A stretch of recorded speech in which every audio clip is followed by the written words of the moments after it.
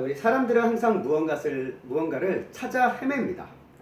뭐 예를 들면은 어떻게 하면 성공할 수 있을까? 이것을 우리가 찾아 헤매죠. 또 어떤 사람들은 어떻게 하면 많은 돈을 쉽게 벌 수 있을까? 또 이것을 찾아 헤맵니다.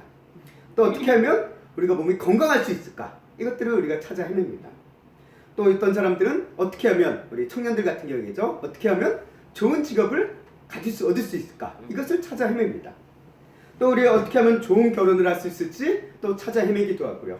어떻게 하면 자녀를 잘 키울 수 있을지 이것도 찾아 헤맵니다. 우리처럼 우리 사람들은 물질적인 것이 되었던 것든지 간에 추상적인 것이 되었던지 간에 항상 우리는 무언가를 찾아 헤매면서 살아가는 인생이다라는 생각을 문득 해보게 되었습니다.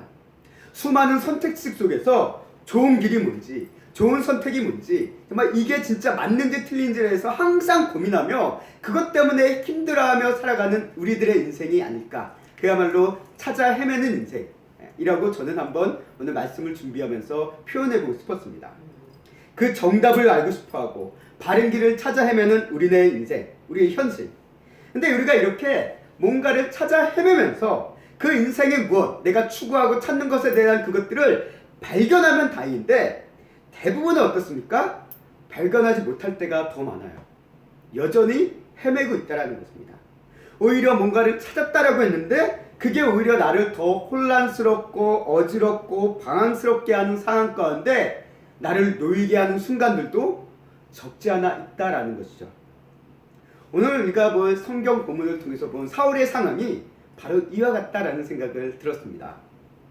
우리가 이스라엘의 초대 왕이 되어지는 사울, 그 사울이죠. 이 아직 왕이 아닌 베냐민 지파의 한 유력자, 아마 베냐민 지파의 족장쯤 되어져 보이는 아들인 것 같습니다. 그 유력자의 아들에 불과한 사울의 이야기가 오늘 시작되어집니다.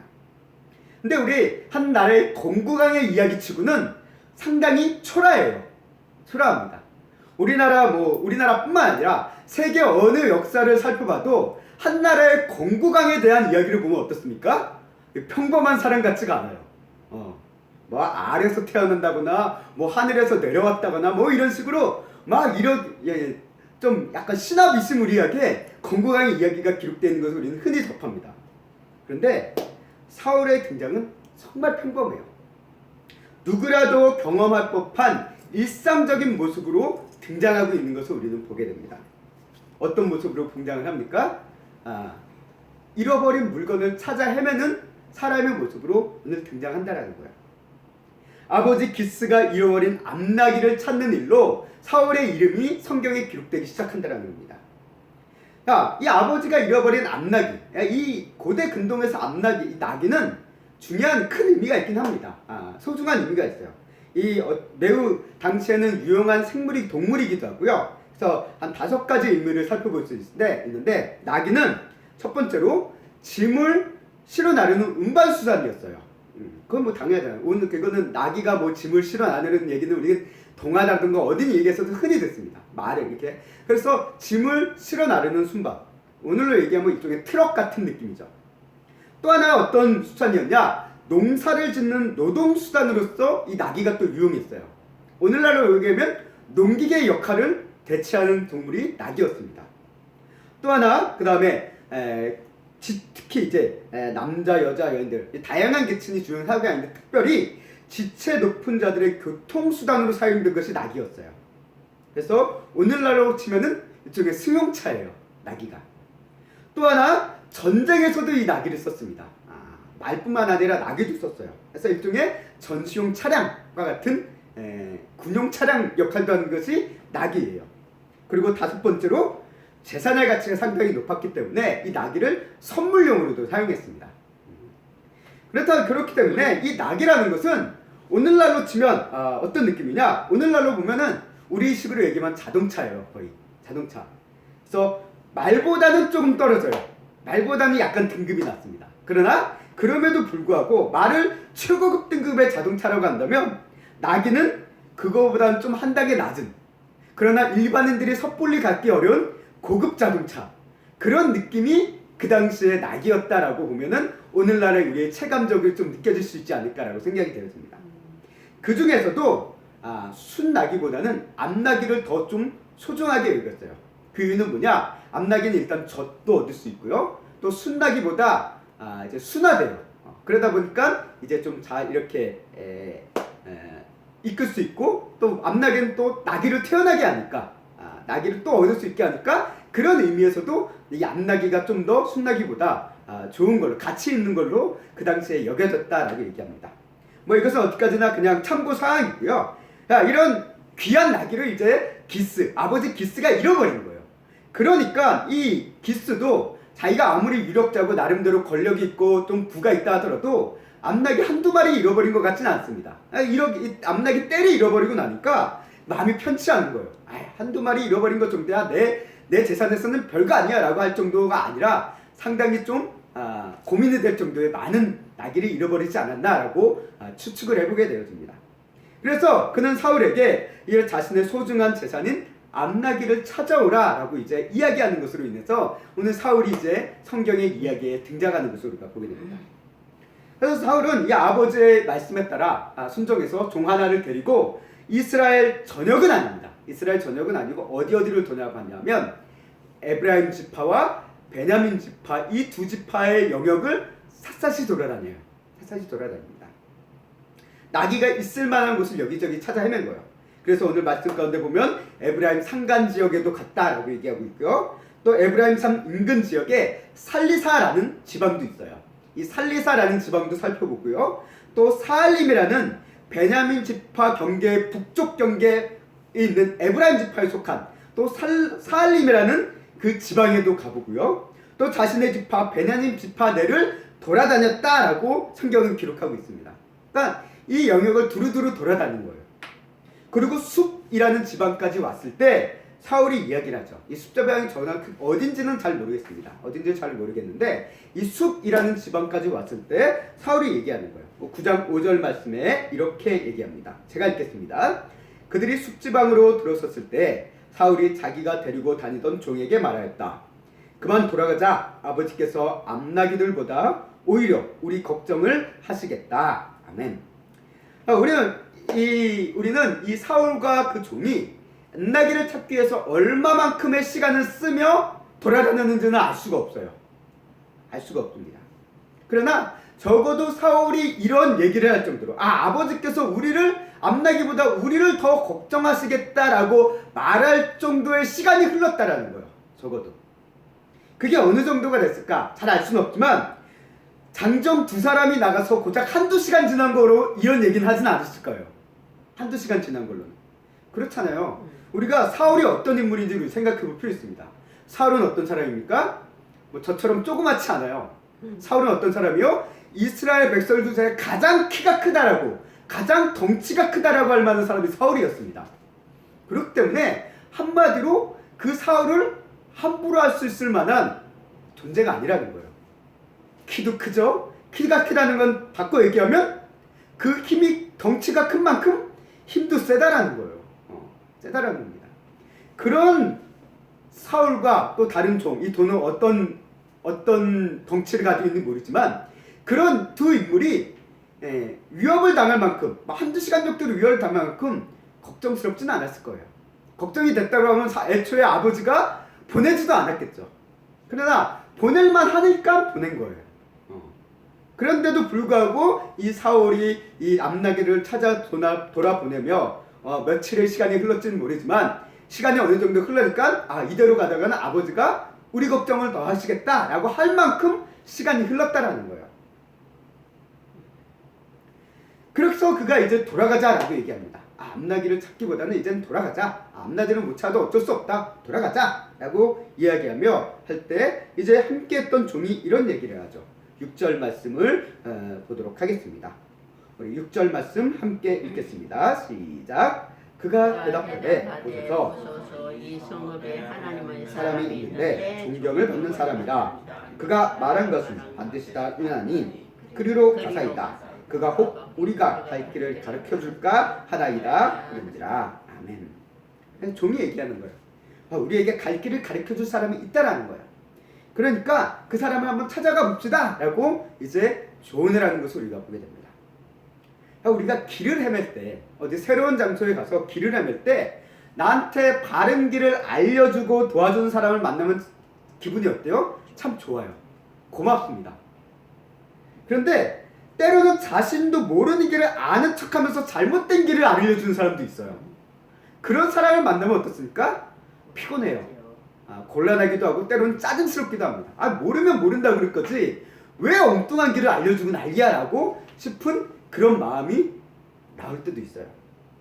정말 이럴 때는 우리도 그래요. 우리도 가다가 누가 길을 물어보면 모르면 모른다라고 하는 게 오히려 그 사람을 도와주는 것도 있습니다. 어설프게 알아가지고 잘못 알려주느니 잘 모르겠습니다. 다른 분에게 여쭤보시는 게 더 좋을 것 같습니다. 라고 딱 얘기해 주는 게 더 도움이 될 수 있어요.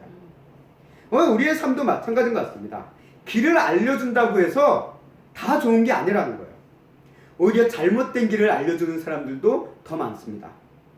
그렇게 어떻게 보면 우리가 매일을 헤매는 삶을 살아가는 우리에게 바른 길을 인도해주는 인도자가 필요하다는 거예요. 오늘날 참 유튜브라는 것도 많고 유튜브를 통해서 많은 사람들이 많은 것들을 배웁니다.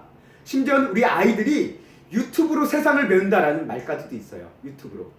근데 유튜브가 좋은 것만 가르쳐준다라고 하면 괜찮아요. 근데 유튜브는 어떤 거냐면 좋은 것도 있지만 나쁜 것도 더 많아요. 근데 아이들은 그걸 구분이 안 돼요. 아이들뿐만 아니라 우리 어른들도 그래요. 가짜 뉴스도 있고 뭐 허황된 막 이런 얘기도 있는데 그게 구분이 안 되다 보니까 그거를 보고 따라가는 경우가 많다는 겁니다. 잘못된 길로 간다는 거예요. 오늘날 과학이 이렇게 발달하고 때로는 종교를 이제 미신적인 취급까지 할 정도로 과학이 발달한 이 시대 속에서도 그럼에도 불구하고 적지 않은 사람들이 무당이나 점집을 찾아가는 모습을 우리가 보게 됩니다. 왜 찾아갈까요? 왜 갈까요? 그들이 무당이나 점집을 찾아가는 이유는 다른 게 아니에요. 지금 방황하며 찾아 헤매는 자신의 현재 삶에서 그들이 길을 알려줄 것 같기 때문에 가는 거예요. 내가 찾아 헤매서 방황하는 이 길을 그들이 속지원하게 어느 길로 가라, 언제 어느 때 어떤 사람을 만날 것이다 라고 솔직히 점집에 가면 그런 식으로 알려주잖아요. 맨날 몇 시에 뭐 어떤 방향으로 무슨 귀인을 만날 거고 뭐 네가 무슨 색의 옷을 입고 막 이런 식으로 얘기하니까 어때요? 뭔가 좀 뚜렷하게 길을 알려주는 것 같아요. 그러니까 사람들이 거기 더 찾아갑니다. 근데 솔직히 기독교는 그런 식으로 얘기 안 해요. 맨날 몇 시에 어떤 사람을 만나고 어떤 방향을 가면 좋은 일이 일어나고 어떤 옷이 정말 행운의 옷이고 뭐 어떤 옷을 입고 이런 식으로 얘기 안 하잖아요. 그러다 보니까 사람들은 때로는 기독교에서 좀 답답함을 느끼기도 해요. 나 이런 내 헤매이는 이 상황 가운데 뭔가 속지원한 선명한 뭔가 길을 딱 제시해주면 좋겠는데 교회에서는 솔직히 그런 부분이 좀 약하거든요. 그런 부분이 좀 없거든요. 그러다 보니까 사람들이 교회에 있음에도 불구하고 은근히 점집이라든가 무당을 찾아가는 사람들이 있다라는 얘기를 종종 듣습니다. 표면적인 신앙은 기독교예요. 종교는 기독교입니다. 그런데 그들이 보여주는 모습은 점집을 찾아간다는 거예요. 왜 그럴까? 왜 그럴까요? 교회가 문제가 있어서요? 아니요, 그건 아닙니다. 그거는 그들이 생각하는 교회와 성경적인 교회는 다르기 때문에 그러게 돼요. 자, 여튼간에 성도들의 입장에서는 답답한 거예요. 답답하니까 자신의 답답함 속을 속전할 필요줄 뭔가를 찾아야 한다는 거예요. 점집을 찾아가던 무당집을 찾아가던 뭐 타로집을 찾아가던 뭔가 찾아갑니다. 심지어는 이단에 찾아가는 이유도 그거예요. 이단은 기존 교회는 뭐가 다르게 뭔가 속시원하게 얘기해 주는 것 같거든요. 그래서 이단에 빠진 사람들이 항상 얘기하는 게 뻥 뚫린 것 같다라는 얘기를 해요. 속시원하다라는 얘기예요. 막 이들이 얘기하는 거 이단 거를 밝혀주면 뭔가 쫙 뚫린 것 같다라는 얘기를 참 많이들 합니다. 그러다 보니까 헤어나오지 못하는 거예요. 근데 성경은 이렇게 얘기하는 것을 우리는 아셔야 됩니다. 잠언서 말씀에 나오는 말씀인데요. 잠언서 말씀에 이 똑같은 말씀이 두 번 반복됩니다. 그래서 잠언서 14장 12절 말씀과 16장 25절 말씀이 똑같은 구절이에요. 똑같은 구절. 근데 제가 그것을 이제 개정과 세번역으로 한번 두 개의 글을 이제 붙여서 여기 기록해봤는데 내용은 똑같습니다. 제가 읽겠습니다. 어떤 길은 사람이 보기엔 바르나 필경은 사망의 길이니라. 이게 16장 25절에도 똑같이 기록되어 있어요. 근데 오늘 25절 말씀은 제가 세번역으로 다르게 이제 한번 봅니다. 사람의 눈에는 바른 길 같이 보이나 마침내는 죽음에 이르는 길이 있다라고 얘기하고 있습니다. 사람의 눈에는 그 순간에 바른 길 같아 보인다는 거예요. 찾아 헤매는 우리에게 누군가 속 시원한 길을 제시해 주는 것 같은 그 길이 우리에게는 사망의 길일 수 있다는 거예요. 근데 사람들은 그걸 모른다는 거예요.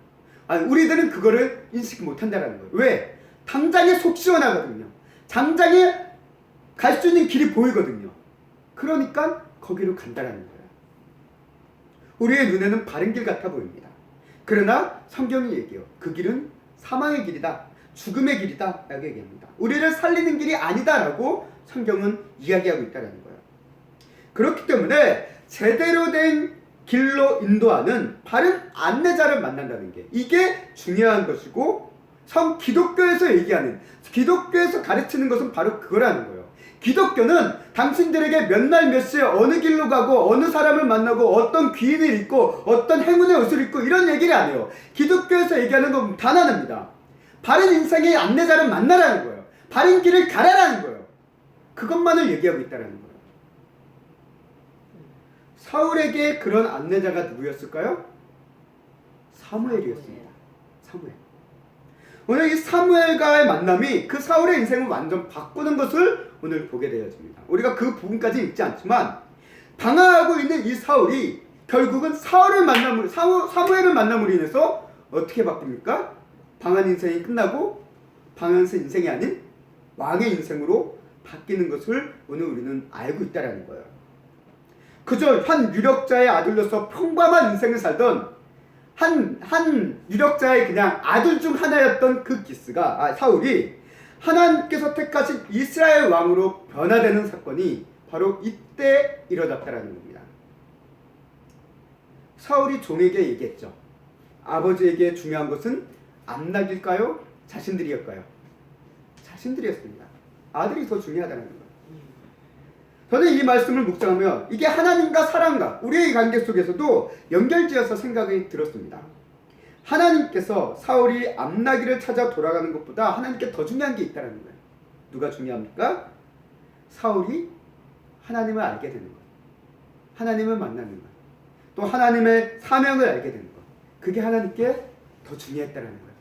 암나기를 찾는 것은 하나님께 중요한 게 아니었어요. 사울이 하나님께 택함을 받은 왕으로서 택함을 받은 존재라는 것을 인식하는 것, 그것을 깨닫게 되는 게 하나님께 더 중요한 것입니다. 만약 사울이 헤매이던 가정 가운데 어딘가에서 암나기를 찾았다라고 한다면 그는 그 암나기들을 데리고 집으로 돌아갔을 거예요. 그러면 그는 사무엘을 못 만났겠죠. 못 만났을 겁니다. 하나님의 뜻이 있으니까 다른 방향을 통해서 만났을 수도 있겠죠. 그러나 이 순간에 사무엘은 못 만났을 겁니다.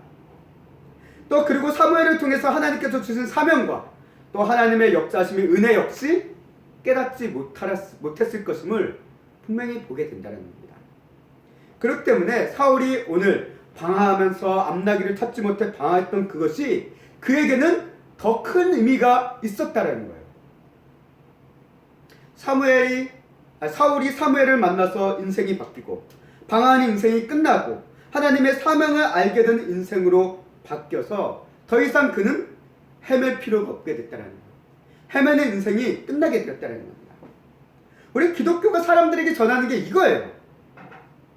무당이나 잠집처럼 몇 년 몇씩 어디로 가십시오. 어디로 가면 행운의 방향이 여기고 행운의 숫자가 뭐고 행운의 물건이 뭐고, 이거를 속에서는 가르치지 않습니다. 가르칠 수도 없고요. 교회에서 얘기하는 거는 우리의 인생의 진정한 변화를 주시는 예수님과의 만남에 대해서만 이야기하고 있다는 거예요. 교회는 오직 그것만을 전하고 있습니다. 그러다 보니까 때때로 사람들이 느끼기에 맨날 예수 얘기만 한다는 거예요. 자신들의 상황에 대해서는 명확하게 이야기해주지 않는다라고 답답함을 느낄 수 있어요. 그래야 어떻게 합니까? 교회 성경에서 얘기하는 건 예수님밖에 없는 거예요. 아멘. 예수님밖에 없는 거예요.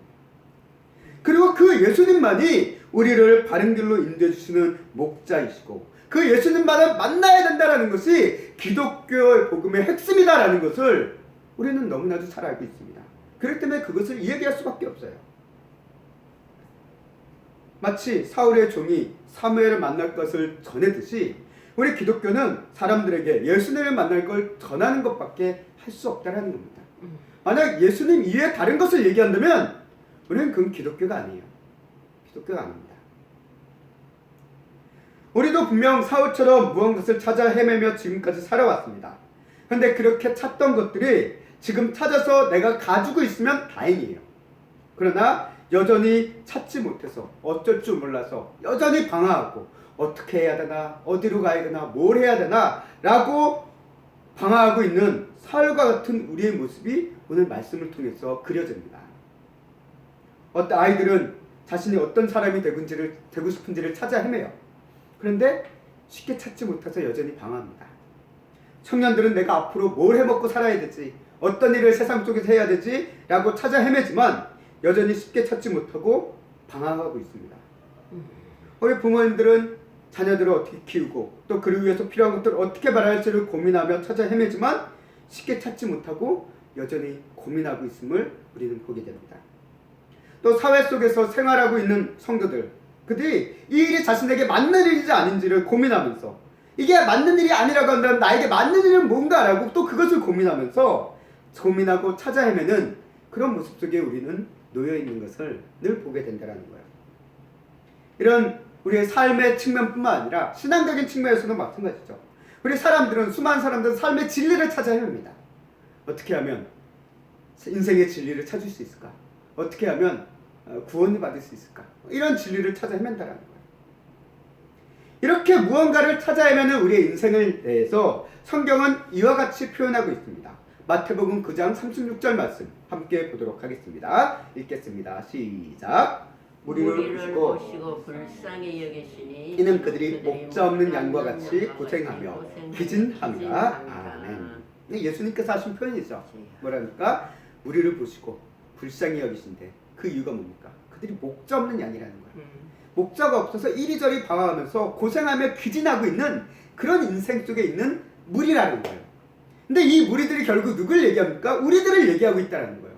이 세상을 살아가고 있는 저와 여러들이 정말 고생하며 기진하고 있어요. 어디로 가야 될지, 어느 방향으로 가야 될지, 어떤 것이 바른 길인지를 늘 고민하면서 전전긍긍하며 이게 맞나 저게 맞나라고 우리는 그 선택의 고민과 갈등 속에서 어찌할지 몰라서 가긴 하는데 주춤주춤거리면서 가다가도 후회하고 했던 그런 고생하며 기진하는 그런 목자 없는 양과 같은 우리를 불쌍히 여기시는 그 예수님의 모습을 오늘 말씀을 통해서 본다는 거예요. 예수님은 이처럼 목자 없는 우리, 양 같은 우리를 보시며 방황하는 인생을 성경은 이렇게 얘기하고 있다는 것입니다. 길을 인도하는 이가 없어서, 어떤 길인지를 알려주는 이가 없어서 캄캄한 인생이라는 거예요. 그래서 우리들은 자꾸 점집을 찾고 뭘 찾건 하는가? 내 길이 인도해 줄 것 같은 사람, 내 길이 어떤 길인지 알려줄 것 같은 그런 사람을 찾는 거예요. 자꾸 찾아 헤맨다는 거예요. 점집이 아니더라도 어떤 신앙의 좋은 자, 어떤 멘토, 어떤 경험의 선배, 뭐 이런 사람들을 찾아 헤매는 이유도 그가 내 길을 인도해 줄 것 같아요. 가정의 길을 인도해 주건, 자녀 양육의 길을 인도해 주건, 학업의 길을 인도해 주건, 뭐 신앙의 길을 인도해 주건, 그가 다 인도해 줄 것 같은 그런 좋은 자를 우리는 찾아 헤맨다라는 겁니다. 근데 그렇게 찾아 헤맸지만 아무것도 찾지 못해서 고생하고 기진하는 우리의 인생의 모습을 늘 보게 된다는 겁니다. 이렇게 방황하며 살아가는 우리의 인생 삶에서 그 방황과 끝내는 찾자 헤매는 인생을 우리는 다 멈추고 싶어요. 끝내고 싶습니다. 명확하게 가고 싶어요. 그래서 수도 없이 애쓰고 노력합니다. 그런데 여전히 끝나지가 않습니다. 참 힘들어요, 이게. 그렇기 때문에 우리는 이 방황하며 헤매는 인생 속에 있는 우리에게 정말 만남이 중요하다는 거예요. 성경이 얘기하는 만남이 정말 중요하다는 겁니다. 좋은 사람을 만나면 좋은 길과 좋은 목표를 우리에게 제시해주게 합니다. 제시해주는 거예요. 또 이렇게 제시를 받으면 우리가 어떻게 그 길을 가야 할지 목표를 알게 되면 또 우리가 더 이상 헤매질 않아요. 힘들어도 어려워도 나아갈 수 있습니다. 왜? 목표가 있고 길이 있다고 한다면 우리가 할 일이 있기 때문에, 할 수 있는 일이 있기 때문에, 해나가야 되는 일이 있기 때문에 흔들림 없이 나아갈 수 있어요. 근데 우리의 문제는 뭡니까? 목적도 없고 길도 안 보니까 뭘 해야 될지 우리가 모르겠다는 거예요. 이게 정말 힘든 거예요. 정말 힘든 것 같습니다. 적어도 갈 길이 보인다면, 내가 할 일이 보인다고 한다면 우리가 힘들어도 해나갈 수 있어요. 근데 해야 될 일이 안 보여요. 가야 될 길이 안 보여요. 이러니까 우리가 미치겠는 거예요. 한마디로. 미치겠는 겁니다. 그런데 이런 목자 없는 양과 같은 고생하고 기진한 우리를 하나님께서 우리를 바라보시며 하나님 아버지에게 중요한 것은 뭘까요? 우리가 찾아 헤매는 그것을 얻는 걸까요? 아니면 우리 자체일까요? 우리 자체라는 거예요.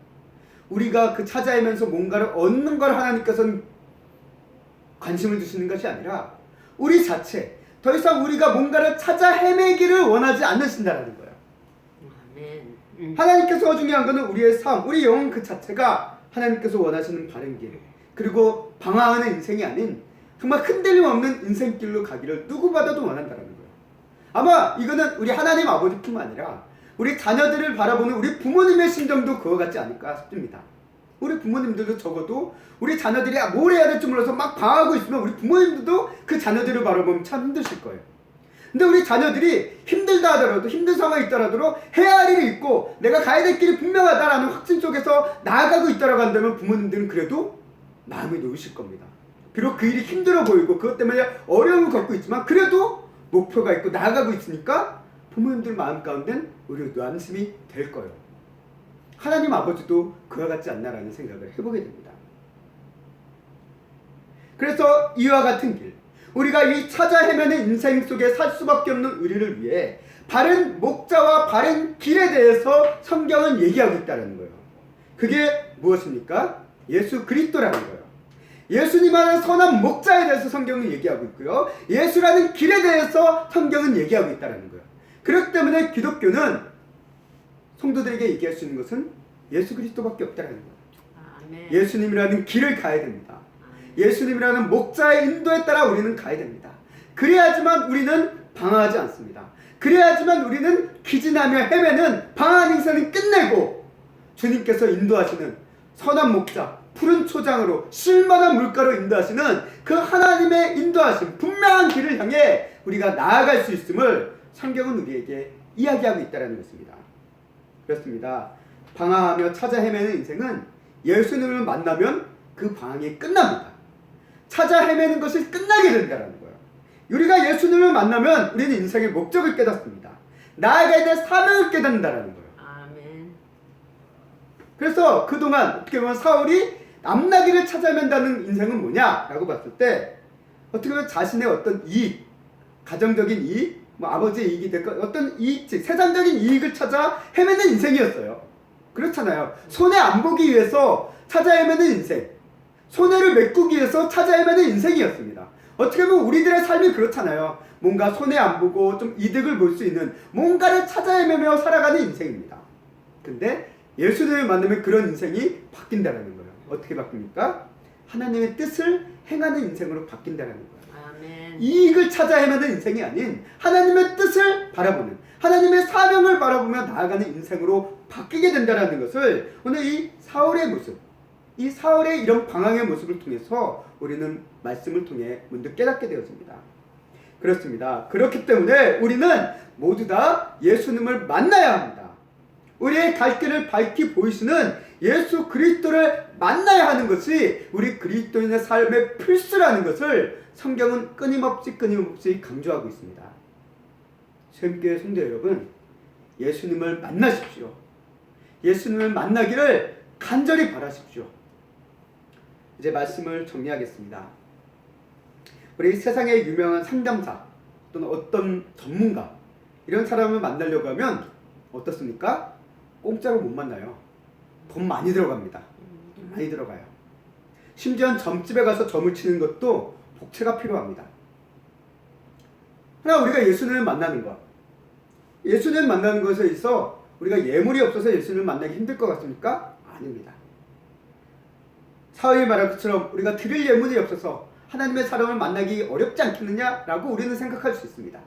그러나 성경은 그렇게 얘기하셨습니다. 우리는 예수님을 만날 수 있습니다. 왜? 예수님이 이미 우리를 위한 예물, 하나님 앞에 제물이 되셨기 때문에 우리는 아무 대가 없이 예수님을 만날 수 있다는 거예요. 아멘. 예수님을 만나기 위해서 우리에게 필요한 건 하나예요. 회개하는 심령, 아멘. 주님을 찾는 갈급한 심령, 아멘. 그 마음만 있으면 우리는 주님을 만날 수 있다는 거예요. 아멘. 그래서 예레미야서 29장 13절 말씀에서 이런 말씀을 하십니다. 이것은 이제 포로 귀환으로 돌아온 백성들을 향해 하나님 선포하는 말씀이기도 한데요. 너희가 온 마음으로 나를 구하면 나를 찾을 것이요 나를 만나리라 라고 얘기하십니다. 아멘. 하나님께 성경은 얘기했어요. 너희가 온 마음으로 나를 구하고 나를 찾으면 나를 만난다라는 거예요. 아멘. 우리가 예수님을 만나는 것에 대해서 예물은 필요 없습니다. 예수님만 찾으면 돼요. 우리의 마음만 있으면 됩니다. 하나님을 향한 갈급한 심령, 그 간절한 마음이 있으면 우리는 만날 수 있음을 성경은 우리에게 얘기합니다. 그렇습니다. 누구는 만나고 누구는 못 만나고 하나님께서는 차별하시는 분이 아니에요. 예수님을 전심으로 찾는 자, 마음으로 주님을 찾고 구하며 찾는 자는 예수님은 다 만나주신다라는 것을 오늘 말씀은 우리에게 이야기하고 있습니다. 형제 여러분, 그러니 우리는 예수님을 만나야 됩니다. 예수님을 만나십시오. 찾아 헤매며 방황하는 우리가 이 방황이 끝나게 해주실 우리 예수 그리스도를 만나시길 바랍니다. 아멘. 이를 위해서 예수 그리스도를 만나기 위해 기도하십시오. 간구하십시오. 참 간절히 주님을 기도하시길 바랍니다. 주님, 이 시간 예수님과의 만남을 통해 우리의 갈 길과 이 사명을 분명히 알게 해주십시오.